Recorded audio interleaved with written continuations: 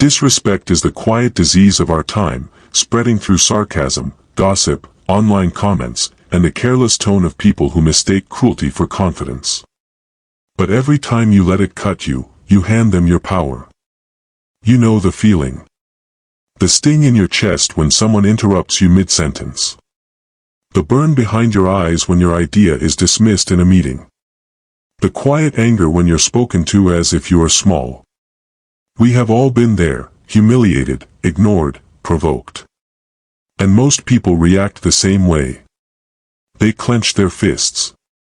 They replay the insult in their head 100 times, seeking revenge that only poisons them further. They feed it, nurse it, water it until it blooms into anger, resentment, even self-doubt. The Stoics would call that a kind of slavery. Because in that moment, you've handed your peace to someone else. You've made your happiness dependent on their opinion. The Stoics, Epictetus, Seneca, Marcus Aurelius, lived in times of real insult. And yet, they taught that no insult can touch the mind that governs itself. They believed that insults don't touch you unless you let them. Epictetus taught, remember, it is not he who insults or strikes you who wrongs you, but the opinion you form that these things are an insult. The world can throw words like stones. But they only hurt if you pick them up. The first discipline is to remember that some things are not in your control. Disrespect is external and never up to you. You can't control someone else's words, tone, or actions. But you can control your judgment, your response, your calm. Epictetus began his teachings with a truth. We cannot choose our external circumstances, but we can always choose how we respond to them. How someone behaves, what they say, what tone they use, that's their domain. Your domain is what happens next, the thought that forms, the meaning you assign, the story you tell yourself. Handling disrespect the Stoic way is not about pretending to be made of stone. You feel the sting. You notice the flush of anger. But instead of letting that surge control you, you pause. You stand apart from the first wave of emotion. Seneca warned, anger, an acid that does more harm to the vessel in which it is stored than to anything on which it is poured. The insult lives for only a moment, unless you nurture it by replaying it. The Stoics saw insults as weather. The wind howls, the rain falls, but your peace depends on whether you step outside or stay under the roof of reason. You can't control the wind. But you can control the fortress you build against it. Discipline 2, the discipline of the sacred pause. Disrespect comes fast. But wisdom is slower. Seneca said, the greatest remedy for anger is delay. That pause, that sacred space between the insult and the reaction, is where mastery lies. The weak speak quickly. The wise wait.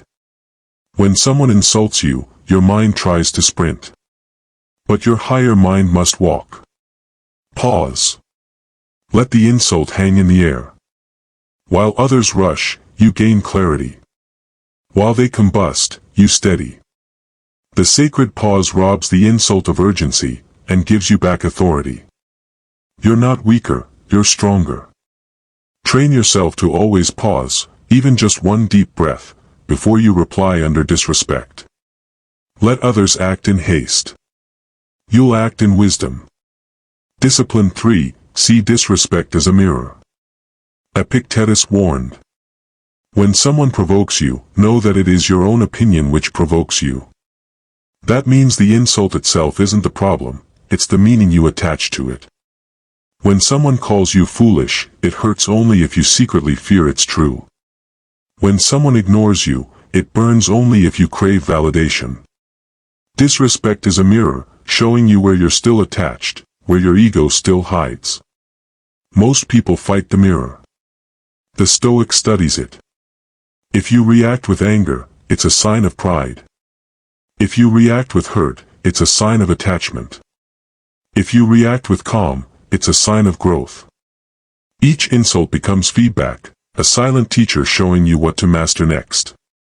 So, next time someone disrespects you, don't just lash out, reflect.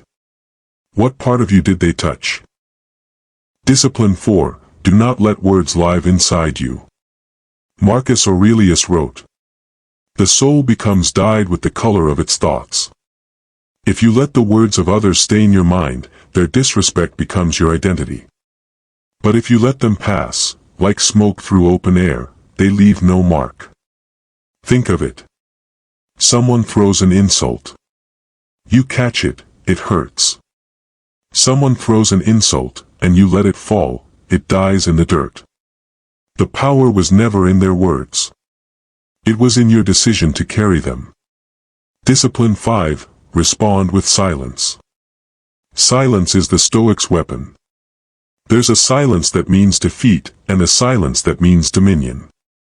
When you say nothing in the face of disrespect, not out of fear but of control, you show the difference between noise and power. Marcus Aurelius said, "Be silent, or let your words be worth more than silence." When insult is thrown, if your reply would fuel the fire, choose silence. Let the disrespect echo in the void. Sometimes the best reply is no reply. You preserve your strength. Silence doesn't show weakness, it shows self-control. Under disrespect, you don't always need to defend. Silence is a shield. Use it. Discipline 6. Speak only when it serves virtue. Epictetus taught, "First learn the meaning of what you say, and then speak." Sometimes you must speak, to set a boundary, to stand for truth, to correct a lie. But the Stoic speaks from calm, not ego. The goal is not to punish but to preserve order within yourself. Say what is necessary, nothing more. Your dignity is proven not by volume but by restraint. Discipline 7. Build the inner fortress in yourself. The walls of the fortress are your judgment. The enemy can scream outside, can throw insults like stones against the gate. But the fortress stands as long as you don't open the gate. This is not suppression. It's command. You're not bottling up your anger. You're mastering it. You're choosing when and whether to act. Cleanthes, one of the early Stoics, said, "He who is brave is free." Freedom is not found in the absence of insult. It's found in the refusal to become a slave to it. When the world disrespects you, your fortress holds. When people throw stones, the walls don't shake, they echo with calm. The Stoic fortress is not made of stone. It's made of reason, discipline, compassion, and a kind of quiet, unstoppable dignity. Disrespect will never disappear. There will always be people whose wounds bleed into their words. People who hurt others to feel taller. People who confuse cruelty with strength. But their noise does not have to become your narrative. When you live as a Stoic, you understand. You cannot silence the world. But you can silence the part of yourself that depends on its approval. Disrespect is only dangerous when you open the door of your mind and invite it in. Keep that door closed. Guard it with reason. If someone mocks you, let them. If they misunderstand you, let them. If they disrespect you, let them. Their behavior reveals their nature. Your calm reveals yours. Seneca said, "He who has injured you is either stronger or weaker than you. If weaker, spare him. If stronger, spare yourself." To spare yourself, that is the Stoic way. You spare yourself every time you refuse to react. You spare yourself when you keep your dignity your own possession. You spare yourself when you remember that your respect for yourself matters more than anyone's respect for you. And one day, when you're tested again, when the insult comes, when the mockery lands, you'll pause. You'll breathe. And you'll realize. Disrespect can't reach you. Because you've built your fortress within. Because you've mastered your mind. Because you've become free. And that freedom, calm, silent, unshakable, is what the Stoics called strength. Don't forget to subscribe to my channel and share this video to friends and family. They deserve to join the community of those that build Stoic strength in silence.